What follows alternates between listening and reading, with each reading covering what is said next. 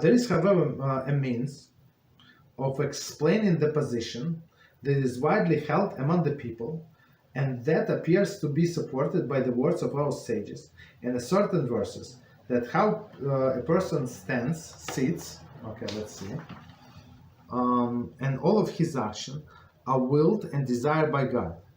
This is correct when understood in a certain way. So let's, we're not going to go into it before the Rambam said, but let's try just to understand the highlight, what he's going to explain us. So it said there is, however, a means to explain the position that is widely held among the people. Okay, he does not say what people, but people believe it is true, and appears to be supported by the words of the sages. So Rambam is very careful. He says appears to be supported, so he's not, so meaning he has to qualify, right, by the certain verses, and how the person sits, and all his action are willed and desired by God. So what does it mean? We'll see.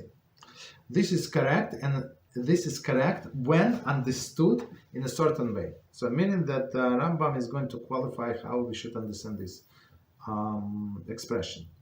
To explain, when person throws a stone in the air and it descends, it can be said that God desired that the stone descended. For God desired that the earth be in the center of the universe. Therefore, whenever a portion is thrown upwards, it is propelled back to the center. Similarly, all of the elements of fire by nature rise upwards, a result of the God's original desire. The desire that fire rise upwards. It is not that at this moment God desired that this part of the earth descended to the center. Let's read one more paragraph. Usually we do one, but let's do one more so we have a clear picture. So second paragraph. This is one of the differences between our faith and the sect of Medabrim. I think it's Arabs, but we're going to see Medabrim. Who it is reported, believe that God believe that God's desire is invested in every entity at all times. Our faith differs, maintaining that God's will was determined at the time of the 6 days of creation. At that time, he willed that all entities continue to function according to their nature, as implied by the verse, Keheles 1:9, where it says, what will be. Very interesting. What has occurred will occur. There is nothing new under the sun. And there is a long commentary, so we're going to return to this commentary in the second round. So let's stop here. So basically, in simple words, just to get the big picture, some two different ideas. One idea, and we're going to see who says it. I'm not sure. We're going to check. So some people think that HaShem, on one hand, we know that HaShem is involved in everything and every given moment. It is true, on one hand. On another hand, the Torah tells us that HaShem created nature. So what is nature? Teva. It's one of the name of HaShem by Gematria, right? So Gematria of Teva and HaShem is the same. So meaning Hashem hid himself in nature, and he will that world is going to be run by the nature. So the rain is wet, it's always going down and that never goes up, right? Evaporation only goes up and stuff like that. Water is always wet, and people procreate only this way, not different way. All of these things, right? So you have to eat in order to survive. You cannot just drink in order to survive. So and all of the beautiful things. Okay. So, but the other people say no. It's actually Hashem. Every time he would desire differently. So just because you throw up the stone and it landed back, right, on earth. So maybe the second time you throw, to the stone, and it's going to be it's going to freeze in the sky. That because he will differently in that time. Okay, that's a very interesting approach. Okay, of these people. A little crazy. I mean, but crazy because they did not learn Torah, and it's very interesting. So let's see. So from the beginning, from the first paragraph, and then we try to go deeper. As explained, when a person throws a stone in the air and it descends, it can be said that God desired the stone to descend. So that's this first opinion that a little strange to us, right? As we said. Okay. So he threw the stone, and it was at that specific moment Hashem desired that it went back to earth. The God desired that earth be center of the universe. Okay, so meaning that's what they say. Therefore, whenever a portion is thrown upwards, it propelled back to the center. Okay, that's what they say. So we're in the center of the universe, and whatever you throw up, it's going to come down, fall down. Okay, no problem.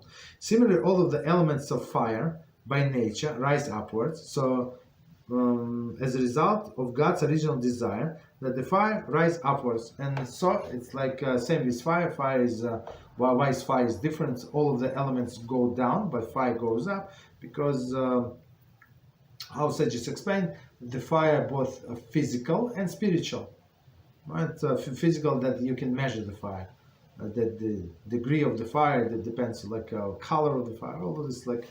You can measure the fire, right? But and on the other hand, it's spiritual, right? It can go up, go higher. Okay, and that's how Hashem desired the design. It is not that this. It is not that at this moment God desired that this part of the earth descend to the center. So that's what they looks like. That's what they claim, and so Hashem has to decide every time what is going to be. Okay, this is one of the difference between our faith and the sects of the Medabrim. I think Medabrim. I'm not going to find. Let me quickly see. Maybe it's somewhere on the back of the Halachos. I think these Arab fellows. No. Okay, whatever. Continue. Okay, so these heretics, right?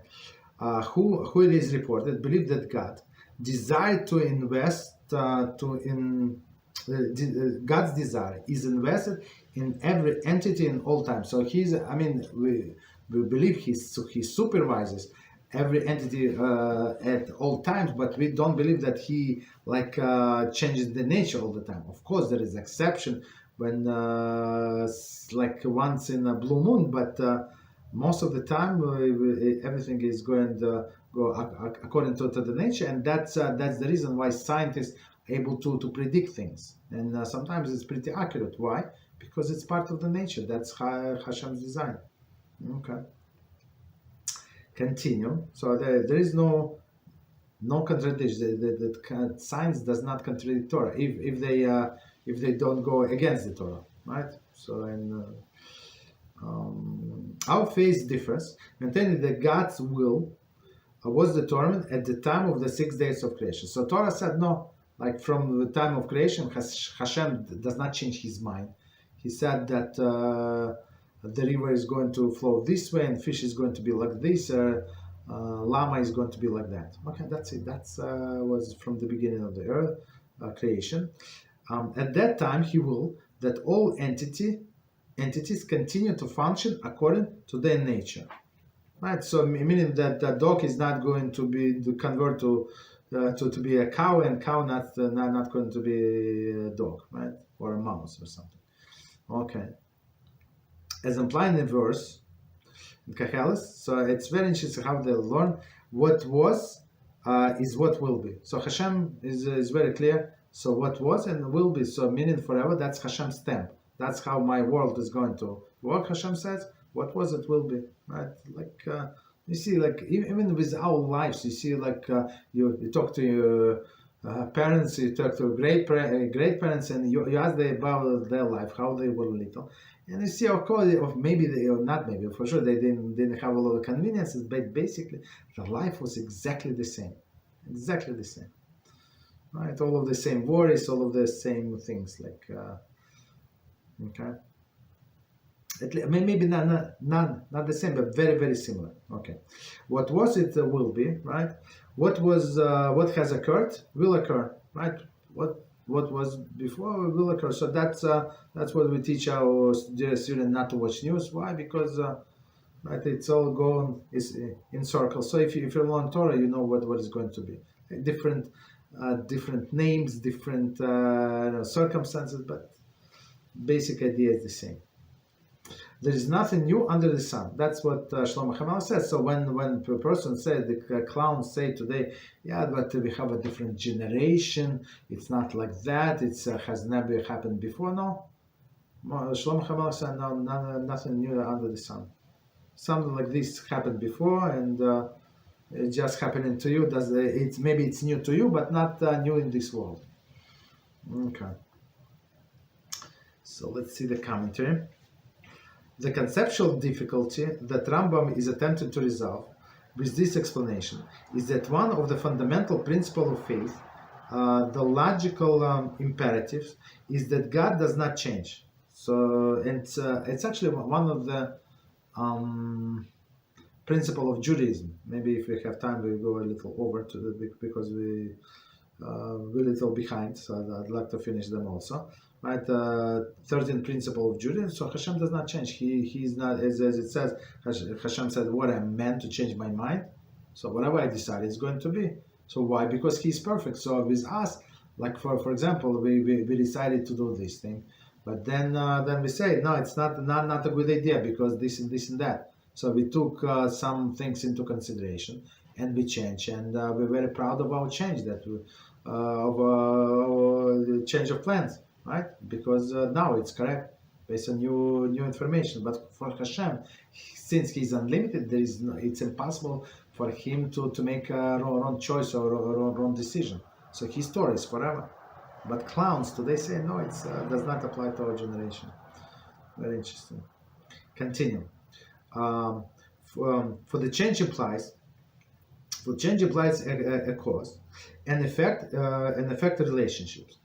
With the cause and the effect sharing commonality, and that cannot be said about the Creator and any element of His creation. Therefore, as Rambam explained, that the God's will is not changing, but is rather constant, established at the initial time of creation. So with us, as these commentators, these translators say, it's cause and effect, as we said in the beginning of the class. So whatever we do, it causes some reaction in heaven.